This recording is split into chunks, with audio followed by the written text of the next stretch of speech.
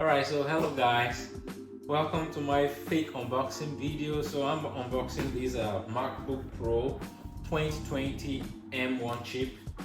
Alright, so the reason why I've called this fake unboxing video is I've actually bought this like some few months ago maybe. So I've kind of unboxed it before. I opened it myself. I've been using the laptop, laptop, they call it these days a MacBook. So I've been using the MacBook for a while. So the day I unboxed it, the day I opened it, I forgot to make a video of it. So I had to, repackage it, try to repackage it, do all of these things. I've used this stuff, I've used all of them. So I'm just trying to, I try to rebag it again and stuff like that, and then so that I just made for the purpose of this video. So this is my fake unboxing video. You take all of this away.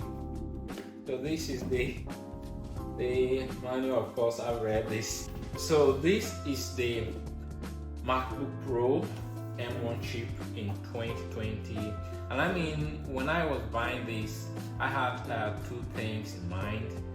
Recently I was coming from HP Envy, the Core i5. I was using it, and then I gave that one to my younger brother, and then I got this because Apple thing, we've been using Apple for a while. I've not really used a MacBook before, but from reviews I just said, okay, let me just try, because recently I'm doing a lot of editing, a lot of editing for my YouTube, and in terms of productivity, from the reviews and from people I've heard.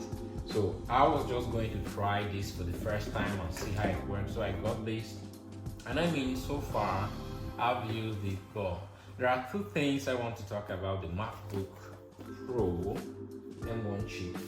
First of all, since the introduction of the M chipset, Apple is no longer doing the Intel code and stuff like that, blah blah blah. So now they've introduced their, M chipset, which is an equivalent of the Core i7 thereabout. So I've used it to do a lot of stuff on it. I've used to type, I've used to watch videos, edit videos. I've not really edited some videos about these things like that. I've not really edited videos, but there are a couple of things. I've already set everything up. So here you've got your fingerprint here. So once you just press it, it just goes in. But I'm so satisfied. And then there is this thing here. There is touch here, just on this place, and this one is not a touch. Sorry, just here. It's an old laptop, but there are two things I want to talk about this MacBook. First, I want to talk about the battery. The battery is like crazy. In terms of battery, my HP Envy Core i5, which I was using before I upgraded to this, it's way behind this thing. When it comes to battery, this thing is a beast. You can charge it onto full, and then you can use it for like days. I was thinking maybe I was using it offline and stuff like that, but it's quite different. I use it, I open a lot of tabs, editing videos, watching YouTube videos, browsing online, a whole bunch of stuff like that. But this thing, is crazy. So when it comes to battery, this thing is a beast. I don't know what they're doing with the M2, M3, now M4, which is on the iPad Pro stuff. So you've got M1 chipset, you got M2, you got M3 on the MacBook. So what I advise people to do is, if you want to switch to this thing, you can do it. You can go ahead and do it.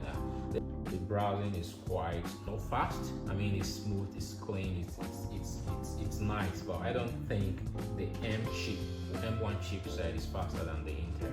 I've used both of them, and I'm saying it. So, but in terms of every other thing, the graphic, in terms of productivity, battery, blah blah blah. But if you are a Word document man, typing and a bunch of stuff like that, this may not really be something for you, but apart from that, I mean, it's a very nice laptop to use.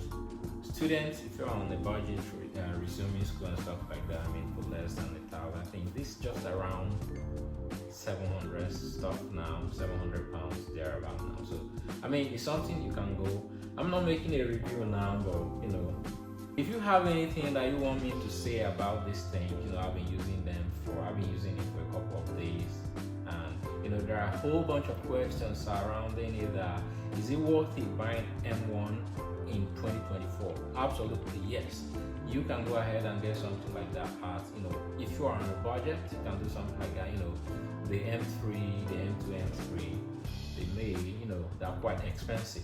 But if you really want to test the M1 chipset, this is something that you can go with. I mean, you can try something like this for now, and then maybe later you can upgrade to the M3, M2, M3. But for now, that's just it. So this is my fake unboxing video of the MacBook Pro M1 chip in 2020, and I mean in 2024 now. That's 2021, 2020, that's 4 years. So I mean, everything about this thing is cool, but the chipset inside, I don't think it beats, you know, the Intel Core which I've just upgraded from. And then another thing is it's quite smooth. The fan, I couldn't even know it had the fan inside, but you know, Apple said they have some sort of a cooler inside, you know, something like that. So it's not loud, you know, and it's always cold even when you are multitasking, doing a lot of things. So that's just it for my fake unboxing video. If you have any questions that you want to ask, I mean, you can put your take down there. Don't forget to like my videos, share. Thanks for watching. Bye.